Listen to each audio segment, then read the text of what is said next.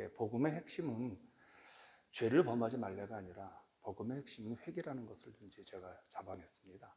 그리고 거기에 제가 묻습니다. 하나님 앞에. 하나님, 그렇다면 정말 범죄한 자가 하나님 앞에 회개하면 하나님 용서해 주시는 겁니까? 거기서 찾죠. 그러면 그 용서의 의미가 어떤 것인지 이제 대지를 정합니다. 그리고 다시 한번 복음의 센터였던 것을 다시 한번 결론에 가서 이제 정리라는 게 제 스타일인데, 이 두 장을 보면서 오늘 깨달은 게 그 부분입니다. 복음의 핵심이 뭘까? 우리는 다 죄인이잖아요. 그래서 죄를 범하는 게 아니라 주님 품으로 돌아오는 것이 이제 복음의 핵심이다라는 게 오늘의 이제 다윗의 모습을 통해서 이제 보게 되어지죠. 다윗이 엄청난 죄를 범하죠. 두 가지. 밧세바를 범하고 그다음에 밧세바의 남편 우리야를 치졸하게 죽입니다. 이런 말이 있습니다. 단테 신곡에 40대의 중년의 시절에 가장 큰 죄가 찾아 들어온다. 중년의 때는 나름대로 이제 한가한 때죠. 뭔가 쟁취할 때이기 때문에 여유가 있어서 돌아보죠. 다윗에게 아마 이런 시간이 찾아온 것 같아요. 40대. 나이도 정확하게 37살 6개월에 이제 왕권을 장악하고 세상에 이제 점령이 곳곳에 일어나기니까 슬슬 이제 빠지기 시작을 합니다. 항상 전쟁에 선방에 섰던 다윗이 어느 날 자기의 휘하 부하들은 다 전쟁에 내보내고 본인은 이제 선회전을 하게 되어지죠. 당시 팔레스타인에서 다윗이 있던 그 시절에 고고학자들이 이제 유물을 발견했는데 대부분이 술잔이었다고 합니다. 그리고 이집트에서 블레셋 사람들의 모습을 이제 그림으로 그렸는데 홀쭉하고 술을 잘 먹는 거로. 그러니까 당시 이제 술 문화가 굉장히 횡행했던 시절이었던 것 같아요. 다윗에게도 아마 이런 일이 있지 않았을까. 그래서 심심하니까 이제 옥상에 올라가서 왔다 갔다 하다가 한 여인이 이제 목욕하는 것을 보게 되어지죠. 그럼 여기서 멈춰야 되는데 이제 궁금하잖아요. 근데 사실 어떤 사람은 이렇게 말을 해요. 정말 밧세바가 이뻤을까? 술 취해서 이뻤을 것이다 라는 학자도 있습니다. 술 취하면 다 이뻐 보이잖아요. 우리는 뭐 술을 안 먹어봐서 모르지만 지미치 목사 술 먹어봤나 봐. 칙칙거리는 거 보니까. 어쨌든 간에 그래서 그를 범하죠. 그리고 또 어떻게 이렇게 온타임이니까 임신을 합니다. 그러니까 임신을 하니까 또 임신을 한 그 죄를 또 덮으려고 남편을 이제 죽이는 이 음모를 꾸밉니다. 죄가 죄를 더 낳죠. 여기서 멈추었으면 다윗의 인생은 어떻게 되었을까? 늘 우리 이렇게 후회하면서 이제 살펴보는데, 자, 여기서 우리가 이제 궁금한 게 한 가지가 있습니다. 이런 상황 속에서 이제 나단이라는 선지자가 들이닥치죠. 들이닥쳐가지고 다윗에게 이렇게 말을 합니다. 항상 선지자는 신탁의 용법이 있습니다. 하나님은 나에게 이렇게 말씀하셔서 당신에게 말합니다. 라고 하는데 나단은 그런 신탁화법을 쓰지 않냐고 스토리를 말합니다. 어느 한 부자가 있었습니다. 근데 이 부자에게 이 부자가 있었다는 얘기는 이제 양이라든지 짐승들이 이제 많았다는 얘기겠죠. 그런데 그 부자 동네에 한 가난한 사람이 있었습니다. 그러면서 이제 한 마리 작은 양을 하나 갖고 있었다고 얘기를 하죠. 그것도 어린 양이라고 표현을 하죠. 그러면서 그 부자가 손님이 왔는데 자기 양을 잡지 아니하고 그 가난한 집의 양을 잡았다라고 말을 합니다. 팔레스타인 풍습에서는요, 이웃집에 누가 손님 오면, 아니 우리 집에 손님 오면 정말 가난한 집 사람들은 이웃집에 있는 양을 아무나 잡아서 대접할 수 있다고 합니다. 그런데 지금 여기서 부자라고 말하는 건 뭡니까? 자기 양을 잡을 수 있다는 거거든요. 그런데 이 율법을 이용해가지고 이 부자가 남의 집 양을, 우리 집에 손님이 왔으니까 네 양을 다 와해가지고 이 이야기를 합니다. 그러니까 다윗이 남의 얘기는 객관적이잖아요. 화가 납니다. 화가 난 다윗이 그렇게 말하죠. 4배나 갚아서 그놈을 죽게 된다고. 그러자 드디어 이제 나단이 신탁을 발휘합니다. 하나님 말씀하시냐? 바로 왕이 그렇습니다라고 하죠.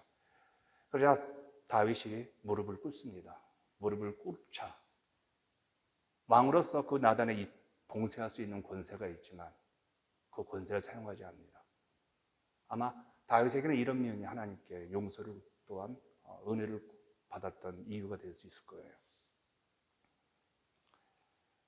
그런데 이제 하나님께서 나단을 통해 이렇게 말하죠. 네 죄는 용서해 주겠지만 네 후손들은 참 어려울 것이다. 참 이게 이제 비참한 것 같아요. 밧세바와 낳았던 그 아들이 아이가 죽을 거라고 얘기하고, 네가 얻었던 와이프 백주에, 다윗은 음흉하게 밤에 얻었잖아요. 백주에 겁탈할 것이다. 다윗에게는 와이프가 4명 있는데 한 명은 처녀로 시집왔고 3명은 이미 결혼했던 여자들이 다 다윗에게 왔죠. 뭐 아비가일이라든지 미갈이라든지 또 밧세바가 다 결혼한 여자들이잖아요. 이렇게 얘기를 하면서, 그러면서 칼이 너희 자녀들, 너희 역사, 너희 후손들에게 끊이지 않을 것이다라고 말합니다. 네가 우리아를 죽였기 때문에, 그리고 두 번째로 네가 간음했기 때문에 네 범죄가 네 자식들이 백주에, 너는 은밀하게 밤에 간음을 했지만 네 아이들은 사람들이 다 보는 앞에서 범죄할 것이다라고 말합니다. 그래서 몇 가지 이제 생각을 해봅니다. 왜 하나님이 이렇게 왕정도 되어지면, 그 정도 지위가 되어지면 부하 하나 죽일 수 있잖아요. 그리고 부하의 와이프 겁탈할 수 있잖아요. 왜 이러셨을까라는 생각을 해봅니다. 자, 여기서 신약으로 한번 넘어가 보겠습니다. 이런 생각을 해봅니다. 하나님께서 우리에게 우리의 몸을 뭐라고 말합니까? 성전이라고 말을 합니다. 여러분, 간음이 왜 나쁜지 아세요? 몸으로 하기 때문에 그래요. 우리의 몸이 거룩한 성전인데 이 몸을 가지고 다른 여성의 몸, 다른 남성의 몸을 범하는 거잖아요. 하나님의 성전인 몸을 가지고 범죄하는 가장 나쁜 게 이게 간음이라는 거예요. 그래서 신구약을 통틀어서 이 음행에 대한 얘기가 많이 나오죠. 이 시대 문화의 가장 큰 특징이 뭡니까? 간음할 수 있다고 말합니다. 예, 실수할 수 있습니다. 그러나 그 실수가 우리에게 굉장히 큰 충격을 주죠. 자, 스스로 내가 하나님의 거룩한 몸이라고 생각하는 그 사람이 어디 감히 그 몸을 가지고, 그렇지 않습니까? 몸을 가지고 장난치는 겁니다. 이게 이제 하나님을, 이게 이제 만물이 여기는 이제 이시죠. 그래서 하나님께서 성전인 네 몸이 어디, 그리고 그 여인도 성전인데 하나님 계신 성전을 범하는 이, 우리 예수님 신약 시대에 오셔가지고 그가 돌아가시기 전에 하셨던 가장 큰 일이 무엇이었습니까? 성전을 청소하는 것이었잖아요. 많은 사람들은 대충 봅니다. 뭐 그럴 수 있지 않습니까? 뭐 성전에서 성전에서 뭐 이런저런 일들이 가능하지 않습니까? 근데 주님은 그러지 않으셨던 것 같아요. 하나님의 집은 깨끗해야 된다라는 것이죠. 제가 목회를 하면서 가장 후회스러웠던 게 한 가지가 있습니다. 깨끗하지 못했다는 겁니다. 조금만 더 내가 깨끗했더라면, 조금만 더 내가 거룩했더라면. 하나님은 능력대로 사용하는 것 같잖아요. 말 잘하는 사람, 뭐 학벌 좋은 사람, 뭐 키 큰 사람, 뭐 저 말하는 것 같은데 아닌 것 같아요. 하나님은 깨끗한 사람을 사용하시는 것 같아요. 근데 그 깨끗함에 있어서 제가 많이 실수했던 것 같아요. 제 친구 중에 한 친구가 있습니다. 꽤 알려진 친구인데 이 친구는 영화를 보다가 영화의 살인 장면, 영화에서 음란한 장면 나면 영화를 끈다고 합니다. 아니 왜 그 정도냐라고 이제 저는 그렇게 말합니다. 저는 문화에 대한 수용성이 강한 사람이기 때문에. 근데 그 친구가 그럽니다. 난 저로부터 나를 보호하고 싶어라. 저는 제가 좋아하는 영화는 굉장히 막 그 깽 영화를 좋아합니다. 지금도. 조금 더 우리가 삶에 있어서 깨끗했더라면 하나님께서 나를 사용하지 않았을까, 더 많이. 지금부터라도 깨끗하려고 노력을 합니다. 노력을 많이 합니다. 정말 많이 합니다. 지적 안 하려고 그러고 불평 안 하려고 그러고 많이 입을 다물려고 합니다. 저도 달병가기 때문에 이렇게 막 말을 하기 시작하면 말이 막 나옵니다. 그래서 되도록이면 이제 말을 잘 안 하려고 합니다. 좀 더 깨끗해. 내가 거룩한 성전인데. 아마 이 부분에서 다윗은 엄청난 그의 후손들에게 안 좋은 유산을 물려줬던 것 같아요. 우리가 그런 말 하죠. 상처는 치유되지만 상처는 남는다고. 죄도 마찬가지 같아요. 죄가 용서를 받지만 우리는 항상 그 죄에 의해서 미연해하고 면목 없어하고 하나님 앞에서 부끄러워하잖아요. 다른 사람 다 몰라도 내가 지은 죄는 하나님과 나는 알잖아요. 이 부분에 있어서 하나님께서는 다윗에게 준엄한, 그리고 우리들에게 경계를 내리셨던 것 같아요. 여러분이 좋아하는 이제 고든 맥도날드라는 목사님 계시죠. 이 목사님은 뉴저지 뉴욕에서 목회를 했던 분이죠. 엄청난 이제 우리들에게, 이분이 교회 어떤 여자 집사님하고 이제 눈이 맞으셔가지고 성관계를 갖게 되었죠. 그래서 그걸 못 견디어서 그런 가운데 거의 이제 아내에게 들키게 되어지죠. 그래서 아내한테 이렇게 말을 합니다. 내가 목회를 그만둬야 되겠다. 그리고 교우들한테 사죄를 합니다. 내가 담임 목사로서 그리고 10년 동안 그분이 그렇게 자기 인생의 트랩 밖에서 살았다고. 그다음 10년 지난 다음에 하나님의 용서와 아내의 용서와 그 다음에 마지막으로 교인들의 용서를 구하고 다시 목회를 시작하면서 이런 과정 속에서 회복이 되어가는 과정을 이제 보게 되어지죠. 아마 다윗도 그런 모습이 같은 것 같아요. 두 번째, 왜 살인이 이렇게 컸느냐? 실수할 수 있죠. 그러나 이것도 성전의 개념에서 발견된다. 생명의 주권은 누구에게 있습니까? 우리 분명히 하나님에게 있죠. 그래서 우리가 자살이라든지 우리가 어떻든 일관성 원칙을 두잖아요. 오죽했으면 자살했을까는 그 두 번째 세컨 문제잖아요. 넘버원 우리 프라이어리티는 뭡니까? 생명은 하나님께 있기 때문에 우리는 어떤 생명도 우리 스스로 끊을 수 없다고 말합니다. 그 다음에 두 번째, 세 번째, 네 번째 이제 어떤 룸이 생기게 되어지지만 이 부분도 굉장히 치졸하죠. 난 다윗이 이 정도로 치졸한 사람인가 정도로 어떻습니까? 그 충성스러운 그 우리아를 이제 간음을 했기 때문에 애가 낳잖아요. 데려옵니다. 우리아를. 그리고 집어넣는 잘하고. 근데 자기의 동료들이 지금 전쟁터에 있는데 내가 어떻게 아내와 하룻밤을 잘 수 있습니까? 하고 성문 밖에서 자는 거예요. 그래서 두 번째 술을 취하게 만들어서 집어넣으려고 그러죠. 술 취하면 이제 해롱해롱 되니까. 그런데 두 번째도 안 당하는 겁니다. 이런 우리아를 보면서 다윗은 자기를 봐야 됩니다.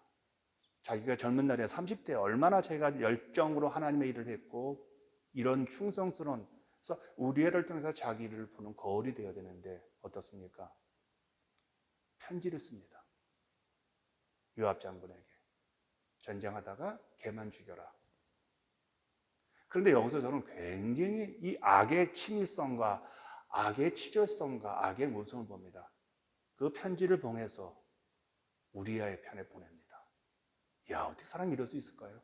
내가 죽는 사건이 기록된 그것을 가지고 그 편지를 가지고 가는 거예요. 이거 정말 악당이죠, 다윗이요. 참 나쁜 사람이죠. 어떻게 이럴 수 있겠냐는 거예요. 이게 죄의 무서움이죠. 죄의 파괴력이죠. 이렇게 죽입니다. 치사하고 음모 그리고 또 요압은 아닙니다라고 해야 되잖아요. 근데 요압은 그 전에 어떻습니까? 자기 동생 죽였다고 아브넬을 몰래 밤에 가가지고 이스보셋의 이제 그 부하 사울의 군대 장관을 몰래 죽이죠. 이 요압도 나중에 보게 되면 아주 치사한 인물입니다. 치사한 놈 플러스 치사한 놈 만나면 어떻습니까? 아주 아주 사기꾼이 등장하죠. 그걸 왕이요 왜 이렇습니까? 라고 해야 되는데 자기가 지은 죄가 있으니까 아브넬을 죽인 그 전력이 있으니까 그대로 합니다. 자, 여기서 우리가 이제 교훈을 받아야 되겠죠. 나단이 이제 지적을 합니다. 나단이 이렇게 말합니다. 왕이 하나님의 말씀을 어겼습니다. 간음했다, 사람을 살인했다라고 지적하지 않냐고 하나님의 말씀을 어겼다고 말합니다. 행위 이전에 선언적인 게 무엇입니까? 하나님의 말씀이라는 겁니다. 다윗은 말씀 들었을 거 아닙니까? 말씀 속에는 생명을 사랑하라, 이웃을 사랑하라, 남의 아내를 사랑하라. 아니 그런 사랑 말고요. 남의 아내를 존중히 여기라. 이런 것들이 있겠죠. 그런데 다윗은 그것을 알면서도 어겼던 거예요. 여기서 하나님 말씀의 무서움과 하나님 말씀의 긴박하게 즉각적인 순종이 우리에게 필요합니다. 우리는 하나님 말씀을 참 전하는 자들이죠. 우리는 성경을 잘 압니다. 여러분, 전하는 자 안다고 해서 그 말씀이 저절로 우리에게 실천하지는 되지는 않죠. 오늘 우리가 말씀을 전하기 전에 먼저 내 삶에 적용해보는 훈련이 우리에게 필요하죠. 그래야 하나님 말씀이 살아있잖아요. 또 하나는 이 얘기입니다. 하나님 말씀 앞에서 하나님 말씀이 선포되면 즉각적으로 변명과 즉각적으로 그럴 수밖에 없었다는 합리적인 설명을 하나님께서 해서는 안 된다는 겁니다. 하나님은 처음과 끝을 알고 계신 분이시기 때문에 우리가 무엇을 했는지 잘 아시고 우리가 왜 그런 상황에서 했는지 다 아십니다. 그런데 우리는 사람에게 변명하듯이 하나님께도 변명할 때가 있죠. 여기서 우리가 좀 조심해야 합니다. 어느 책에서 어느 목사님이 이런 얘기를 하셨어요. 내가 집 팔아서 하나님께 헌신하고 교회에 헌금한 사람 많이 봤지만 자기 성질을 하나님께 드린 사람은 없더라. 우리는 잘못했다는 말을 잘 안 하는 것 같아요. 저도 목회를 하면서 성도들한테 목사님 제가 실수해서 잘못해서 한 번도 안 들어봤어요. 그리고 목사들한테도 한 번도 안 들어봤어요. 내가 더 많이 하는 것 같아요. 저는 교우들 앞에서 몇 번 내가 잘못했습니다. 제가 실수했습니다라면 몇 번을 했어요. 교회가 어려울 때 제가 거기서 무릎도 꿇고요. 내가 잘못한 거 없음에도 불구하고 하나님의 교회가 이렇게 됐을 때 제가 탑 리더로서. 근데 우리 주변에서요, 잘못했습니다는 말하는 사람이 없어요. 여러분들 해본 시즌 언제 있으세요? 제가 교제하는 목사님들 가운데 한 번도 내가 잘못했다는 말을 들어본 적이 없어요. 나한테 분명히 실수했는데. 야, 저 어떻게 저럴 수 있을까라고요. 왜 그럴까요? 이게 참 교만한 것 같아요, 우리가요. 우리는 설교를 하면서 풀어내는 사람들 같아요. 근데 사실은 우리가 먼저 잘못했다는 얘기를 해야 되잖아요. 실수했으면요. 작은 거라도 실수했으면요. 누군가에게 마음을 아프게 했다면요. 잘못했습니다 해야 되잖아요. 이 훈련이 안 돼 있는 것 같아요. 근데 다윗은 여기에서 금세 잘못했다고 그래요. 아마 하나님이 다윗을 살려주신 이유가 이건 것 같아요. 이게 이제 복음의 능력인 것 같아요. 돌아가십시다. 여러분, 우리는 실수할 수 있습니다. 우리는 신이 아니니까요. 그래서 우리가 하나님이 필요한 거고 예수 그리스도의 보혈이 필요한 거고 십자가 단단히 붙잡는 우리의 삶이 필요한 것이죠. 아멘이죠. 그렇다면 이제 그 단단히 십자가 붙잡고 우리가 우리의 몸인 거룩한 성전을 좀 더 깨끗해 하고 우리 이웃에 있는 사람들의 성전을 깨끗하게 해줄 수 있도록 보호해 줘야 되고 그리고 우리 잘못했다는 말, 제가 실수했습니다라는 말 자주 사용하십시다. 그래야 돼요. 영적인 권위자이기 때문에 실수했습니다, 잘못했습니다 이 말 안 쓴다? 아니에요. 용서를 구하는 태도가 우리 가운데 필요한 것 같아요. 그래서 하나님께서 다윗에게 그래도 너희 가문에 약속된 이 언약, 다윗의 언약은 계속 유지되고 결국은 그의 가문에서 예수 그리스도가 탄생하신 것 같아요. 오늘도 우리의 삶 가운데 그런 그리스도의 영광의 은혜가 충만히 빛날 수 있도록요. 여러분 꼭 오늘 본문은 우리에게 매우 중요한 본문입니다. 다윗과 같이 우리도 실수할 수 있지만 다윗처럼 회복될 수 있다는 이 가능성이 이 복음 앞에 그리고 이 복음을 전하는 이 영광스러운 직책 앞에 우리는 감사하셔야 합니다. 같이 기도합니다.